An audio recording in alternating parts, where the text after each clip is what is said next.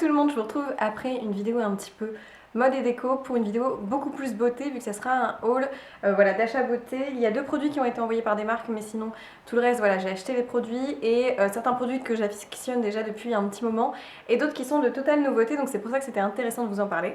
Et si ça vous intéresse justement, je voudrais vous parler un petit peu de wishlist, de calendrier de l'Avent parce que voilà, Noël est l'une des périodes que je préfère et du coup si je peux vous parler un petit peu de mes calendriers de l'Avent beauté, un peu de thé aussi qui m'intéresse, voilà, je vous garde ça en fin de vidéo. Tout d'abord, on va commencer par les petits achats du coup beauté que j'ai pu faire chez Sephora. Tout d'abord, un peu de produits pour les cheveux, je vous en parle pas souvent, mais parce qu'en fait j'ai les cheveux assez fins, ils sont pas vraiment hyper capricieux donc je peux me permettre voilà, d'utiliser un peu n'importe quel shampoing. Mais malheureusement ils ont tendance à être toujours très très fins. Du coup j'ai voulu acheter une gamme de chez Christophe Robin. En fait j'avais déjà testé ce produit en miniature qui est donc la pâte lavande volumisante au rassoul pur et extrait de rose, qui est vraiment une pâte si vous voulez avec des espèces de mini grains un peu toutes noirs comme ça, qu'on vient appliquer directement sur le cuir chevelu, donc c'est vraiment comme un shampoing. Et ce que j'avais beaucoup aimé avec cette pâte, c'est que je trouvais que ça laissait vraiment mon cuir chevelu assez sain, ça donnait du volume et c'était très agréable au niveau du résultat sur la peau. Et donc j'ai voulu tester du coup le gros format qui est donc voilà comme le petit, mais ça a été plutôt bénéfique sur mes cheveux et donc je me suis dit que j'allais l'acheter en gros format. Et en fait ce qui m'a fait craquer, c'est parce que il y avait un coffret chez Sephora qui réunissait donc un petit peu toute la gamme, beaucoup moins cher parce que le coffret était à 50 €, enfin 49 et quelques. À savoir que déjà je pense que le produit Christophe Robin à lui tout seul coûte ce prix là, c'est voilà, une marque un peu de luxe pour les produits capillaires. Et dedans vous aviez donc le démêlant, le soin démêlant instantané à appliquer du coup après s'être lavé les cheveux, sur cheveux humides et à rincer, donc un après-shampoing en fait. Et la brume volume naturel à l'eau de rose qu'il a à appliquer sur cheveux mouillés ou secs. Voilà, après votre shampoing ou pas forcément. Donc je voulais tester le petit coffret qui peut être intéressant d'ailleurs à offrir en cadeau peut-être à voilà, des personnes que vous connaissez qui ont des problèmes de cheveux un peu plats comme les miens, cheveux fins, et qui surtout voilà, aiment bien l'odeur de rose parce que ça sent quand même fort la rose. Pas la rose chimique, mais ça sent la rose, donc je préfère vous le dire. Mais je trouvais que du coup, c'était un bon rapport qualité-prix vu que je connaissais déjà la qualité du produit. Et puis voilà, je me suis fait un petit plaisir. D'ailleurs, il y a des codes promo en ce moment chez Sephora. Je vous mettrai des codes promo en barre d'infos qui sont encore actuels et qui marchent, au cas où ça peut vous intéresser. Ensuite, autre petit achat craquage, c'est chez Sephora et c'est la palette Born to Run de Urban Decay. Au niveau de cette palette, on en a beaucoup entendu parler sur les réseaux sociaux. En général, dès qu'il y a une nouveauté chez Urban Decay, on en entend beaucoup parler. Moi, c'est pas forcément ce que je préfère en général chez leurs palettes parce que même si elles sont bien pigmentées, elles sont poudreuses mais c'est correct, elles tiennent bien dans la journée donc ça n'a rien à dire sur la qualité des fards. Je trouve qu'en général, leurs couleurs sont trop monochrome dans une seule palette. C'est-à-dire qu'on va avoir que des teintes un petit peu rouges, un petit peu orangées, enfin c'est vraiment la mode en ce moment. Et je trouve dommage qu'on a que ça quand on achète une palette à 50 €. Pour moi, une palette à 50 €, il y a plusieurs teintes, on peut l'utiliser pour différentes envies, différentes occasions. Et là, je trouvais qu'ils avaient changé un petit peu leur fusil d'épaule avec celle-ci qui était plus originale. Bon, le packaging est pas forcément ma cam, mais ça va, ça passe bien. C'est-à-dire que c'est plein de petites photos de voyages différents. Par contre, elle est assez solide, aimantée. À mon avis, vous aurez du mal à la casser quand même. Mais ce que j'aimais vraiment beaucoup, c'est toute la gamme de couleurs qu'il y a dedans. Vraiment, c'est assez original pour moi et ça manquait un peu ce genre de palette où quand on l'achète, on peut faire plein de choses avec. Des maquillages de Noël parce qu'en fait, on a des teintes de vert un petit peu kaki, on a aussi des bleus. On a des couleurs un petit peu plus à la mode comme les fuchsias, les orangés, enfin, vraiment il y a différentes teintes et c'est ça qui me plaisait et c'est pour ça que j'ai craqué. En plus de ça il y a des mats, des irisés et la pigmentation est vraiment très très bonne comme d'habitude chez Urban Decay. La tenue aussi est vraiment bien, vraiment la tenue vaut le coup et j'avais oublié à quel point leurs fards étaient quand même de bonne qualité. Mais pour l'instant les palettes me faisaient pas craquer sauf celle-ci et là encore je pense que c'est un bon cadeau pour les fêtes. Ensuite d'autres produits que vous pourriez retrouver chez Sephora, c'est le nouveau fond de teint de chez Clarins. Alors voilà, je voudrais vous parler de cette marque là en plus, donc c'est eux qui m'ont envoyé le produit, mais pour info, je sais qu'on parle beaucoup en mal parfois des marques de luxe, etc. Mais il faut quand même savoir que le point fort de Clarins, c'est que ce sont des produits, tous les produits sont faits en France. On a une bonne qualité des produits, il faut savoir qu'on sait où sont faits les produits, etc. Et ça, parfois, on a tendance aussi à oublier que de bien traiter ses salariés est quand même la base de tout. Et ça, c'est vraiment ce que fait Clarins, donc je voudrais quand même le spécifier parce qu'on a tendance à voilà, tout le temps parler des marques américaines, etc. Ce qui est très très bien aussi. Mais sachez que parfois, des petites marques françaises qui font travailler voilà, les travailleurs du pays, c'est aussi bien. Et je voulais voilà, donner ça. Et d'ailleurs, justement, ce qui me plaît beaucoup avec ce fond de teint, c'est qu'en fait, il y a beaucoup de teintes, 22 teintes. Et sur le site internet, les personnes qui portent le fond de teint, en fait, les différentes teintes, sont des personnes de l'entreprise Clarins. Donc plutôt sympathique, ils ont mis en avant leurs salariés à travers justement ce fond de teint. Il faut savoir que c'est le Skin Illusion, c'est un fond de teint qui est voilà, déjà sorti, je crois que c'est une réédition de leur part, mais c'est un fond de teint que j'aime beaucoup. Déjà le packaging est très mignon, c'est-à-dire qu'on a un effet fiole, donc ça fait voilà, très qualitatif. Il coûte une quarantaine d'euros et vous avez 30 ml, donc voilà, c'est pas donné, mais à savoir que c'est un fond de teint où il faut vraiment peu de quantité. Moi je l'applique directement à la main, même si ça fait, voilà, c'est pas forcément conseillé. Je l'applique directement à la main, je malaxe un peu et j'applique en plusieurs pompes et un petit peu en étalant sur mon visage et ça donne un résultat très naturel. C'est un fond de teint qui a un petit peu d'huile, etc., d'huile sèche, qui du coup amène un petit peu l'hydratation sur la peau dans la journée, mais surtout qui évite d'avoir ce côté asséchant, c'est-à-dire que toutes les zones de sécheresse, moi j'avais un petit rhume et du coup des zones de sécheresse sous le nez à force de se moucher. Et bien justement ça n'a pas du tout marqué ces zones là dans la journée, donc très agréable. C'est un fond de teint qui est vraiment très très liquide, hein. C'est une espèce de fiole, enfin une petite pipette comme ça et vous avez des gouttes de fond de teint. Le fait qu'il y ait beaucoup de teinte permet forcément de trouver la sienne, il s'adapte très bien à la peau, il s'estompe très bien, il ne marque pas les zones de sécheresse. Après, voilà, pour les peaux mixtes à gras, je dirais vraiment qu'il faut le poudrer parce qu'il a tendance du coup à laisser un petit côté bonne mine sur la peau, mais un petit peu pas luisant, mais voilà, on voit qu'il y a de la luminosité et si on veut l'aider à faire tenir toute la journée, je dirais qu'il faut quand même penser à le poudrer, mais c'est un très très bon fond de teint, j'utilise tout le temps et voilà, c'est mon fond de teint du moment, ça fait à peu près 3 semaines que j'utilise et j'ai pas eu de problème d'imperfection qui s'est recréé, j'ai trouvé le résultat très sympa. Donc si ça vous intéresse, sachez que c'est un bon produit et que justement pour le fixer, je me suis racheté une poudre qui est de la marque Maybelline, qui est la Matte & Poreless, c'est leur gamme Fit Me.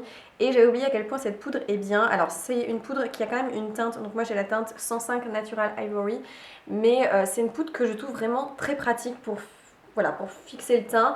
Elle marque pas non plus trop les zones de sécheresse, elle fixe correctement, je l'applique même des fois avec la petite houppette qu'il y a dedans, avec du coup le miroir pour juste voilà, tapoter dans la journée et je la trouve très pratique en fait. Je trouve qu'on peut pas faire de fausses notes avec. Après je la conseille pas forcément pour le dessous des yeux, trop placard un peu, vous voyez. Mais pour les petites ailes du nez, etc. et au-dessus de ce fond de teint, c'est très très bien, très naturel. C'est une bonne poudre qui justement floute bien les petits pores et qui laisse quand même respirer la peau et laisse... je vais pas dire qu'elle laisse un effet... un peu lumineux sur la peau, ça serait mentir. Elle matifie vraiment bien, c'est un peu le but de cette poudre là. Mais du coup, avec le fond de teint en dessous, c'est un très bon combo et ça me permet que ça tienne toute la journée et que je brille pas. Donc voilà, si ça pouvait vous intéresser, je vous le recommande. Enfin, je voulais finir avec deux produits qui sont donc à deux gammes différentes. Il y a un produit de soin et un illuminateur. Et je voudrais aussi vous parler juste après des wishlists parce que j'ai acheté des calendriers de l'Avent, beauté, etc. Et je voudrais vous en parler un petit peu pour vous donner mon avis un peu d'avant. Donc juste pour continuer avec les produits, un illuminateur visage, une poudre illuminatrice de chez Givenchy. J'aime beaucoup leurs illuminateurs à Givenchy, du coup je voulais tester celui-ci qui est le Shimmery Pink. C'est la teinte, c'est dans leur Shimmer Powder en fait, et c'est la Shimmery Pink 01. Ils ont sorti deux teintes, une du coup plutôt rosée et une plutôt dorée. Je voulais tester la rosée parce que l'hiver, voilà, l'automne arrivant, on a le teint plus pâle, surtout que moi je suis partie en vacances, voilà, il y a un petit moment déjà. Donc je me suis dit qu'un rosé serait plus sympa avec la couleur de ma peau. Donc très joli highlighter comme d'habitude, packaging très mignon, on a un effet un petit peu de dentelle sur le dessus qui est juste magnifique. Par contre je vais être franche, je suis déçue sur l'illuminateur en lui-même parce que même si il est pas mal, c'est-à-dire que voilà, il est assez pigmenté, on le voit quand même un petit peu, il reste quand même un peu trop discret pour moi et je trouve qu'il tient pas très très bien dans la journée. Voilà, en fin de journée je le vois plus sur ma peau. Après c'est question de goût hein, mais... si vous voulez quelque chose de naturel, ça sera 100% pour vous. Par contre, je trouve qu'en effet, il disparaît un petit peu sur ma peau. Et c'est un peu le bémol. Quand on paye un illuminateur comme ça, on a envie peut-être de quelque chose d'un peu plus voyant et qui surtout dure. Voilà, donc je suis mitigée sur cet illuminateur. C'est dommage parce que c'est une très bonne marque, ils font de très bons illuminateurs. Mais je crois qu'ils ont sorti aussi des liquides dans les mêmes teintes avec des gouttes, en fait, des gouttelettes un peu comme le système du fond de teint d'avant. Donc ça, à mon avis, ça doit être beaucoup plus pigmenté et beaucoup plus facile à travailler, à mélanger avec un fond de teint. Ça peut être très joli. Donc je vous dirais plutôt de vous diriger vers ceux qui sont liquides plutôt que les poudres. Et enfin je finis avec le rachat d'une crème de la marque Nuxe qui est leur gamme Bio Beauté by Nuxe. En fait j'avais déjà acheté cette crème, je crois que c'était l'été dernier, qui était la crème détox anti-pollution et qui donne du coup de l'éclat à l'eau d'orange et à la pub d'Acerola. C'est une gamme que j'aime beaucoup chez eux, ils ont aussi un masque qui est top. Et en fait j'avais celle qui était pour la peau, plutôt pour les peaux... je dirais sèche et du coup je la trouvais géniale mais un petit peu grasse quand même et je ne savais pas en fait qu'ils faisaient celle pour les peaux normales à mixte, exactement la même compo mais du coup un petit peu plus light pour un peu moins riche pour les peaux normales à mixte. Et en fait, du coup, elle est parfaite. Donc je vous l'ai recommandée pour celles qui ne le savaient pas.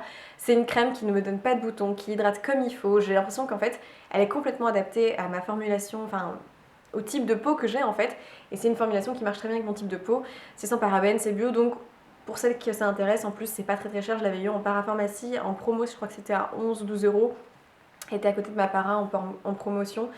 Donc c'est une bonne crème hydratante que je peux que vous conseiller. Et c'est vrai que c'est intéressant aussi de parler de choses finalement qu'on rachète au fur et à mesure et qu'on a tendance à oublier de montrer en vidéo parce que ce sont des produits qu'on aime tellement qu'on zappe un peu parce que c'est pas des nouveautés, mais finalement ce sont des produits qui nous conviennent vraiment et qui marchent vraiment.